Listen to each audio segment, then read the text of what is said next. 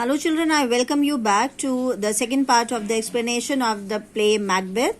And children, in the previous part we have seen that how Lady Macbeth seemed confident as she desires the kingship for her husband, and wanted to kill the king of Scotland that very same night. Now let's proceed further. Now Macbeth remained alone and thought about the deed. Deed of what? Deed of killing the king, the Duncan. He was resistant because he was Duncan's cousin also, and the old man was his guest too. A host should protect the guest, not to kill the guest. He finally decided not to commit the crime and enjoy the honors and praises bestowed on him by the king. So he simply wanted not to harm the king, but to live a life simply as he is living. But Lady Macbeth would hear none of it. She taunted him sharply. Were you drunk when you imagined to be the king? Are you afraid? She is just commenting on his husband. Are you a coward? Macbeth faintly said, Suppose if we fail, what will happen? We fail? Lady Macbeth was aghast, was shocked. She had already planned the murder. Duncan was tired and so he would be sound asleep. Now Macbeth and Lady Macbeth planned to get Duncan's two attendants drunk so that they would remember nothing, and the blame for the murder of the King Duncan will be put on the attendants. So they were planning to kill the king now. So now while Duncan is asleep, Macbeth stabs him despite his doubt. As before, he was thinking not to kill the king. Now Macbeth was surprised as his wife's courage and agreed to go ahead with the plan, and he has killed the Duncan now, the king of Scotland. Now Macbeth becomes a murderer now, and when Duncan's death is discovered the next morning, Macbeth kills the two attendants also and showed the artificial grief of sorrow. Okay, then Duncan's two sons, first the eldest one is the Malcolm and the youngest one is the Donalbain. They also fled away to England and Ireland respectively, fearing that whoever killed their father Duncan can kill them also. So that is why they fled away. And thus Macbeth, as he was the relative, is the next heir now and was crowned king, and the witch's prediction became true now.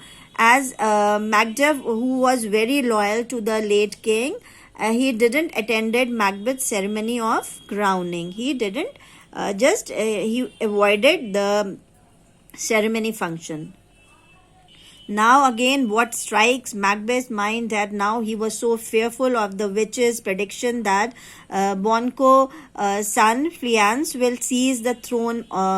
As the witches said that Banquo will be the father of the kings, and he fears that Banquo's son can become the next king. So Macbeth appointed murderer who murdered Banquo to death when he was on his way to the palace, but his son Fleance, he fled away from there. Now this Macbeth fears that his power remain insecure if Fleance is alive. So at the feast the same night, Macbeth sees the ghost of Banquo and was horrified as the ghost was not seen by anyone else.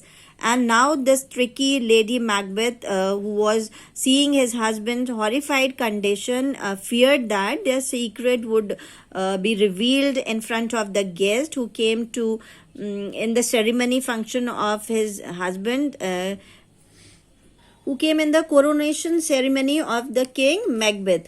Now what is coronation? Coronation means, children, the crowning ceremony. The guests who were invited in the ceremony, in front of them, this Macbeth was horrified after seeing the ghost of the king. Now the ghost of Banquo. Now this lady got frightened, and so that their secret would be revealed, so she requested the guest to leave the castle. So the guest left, and as the ghost also disappeared, and Macbeth became normal again. Now, children, Macbeth and his wife lost all peace of mind with terrible. They were seeing the terrible dreams which were affecting their sleep, and they were frightened. Macbeth this goes to the witches' cavern to know about his own future. And by these three spirits, he was told to be beware of Macduff, who was the Scottish nobleman who opposed Macbeth's accession to the throne, and he is incapable of being harmed by any man who was born of women, and he will be also safe until Birnam, a tree, comes to Dunsinane Castle, and Macbeth is relieved and he feels secure because he knows that all men are born of women and that forest cannot move. So he is quite confident. Now he is safe. So children, that's it for this video, and the remaining part of the play I will be explaining in the next video. Thank you.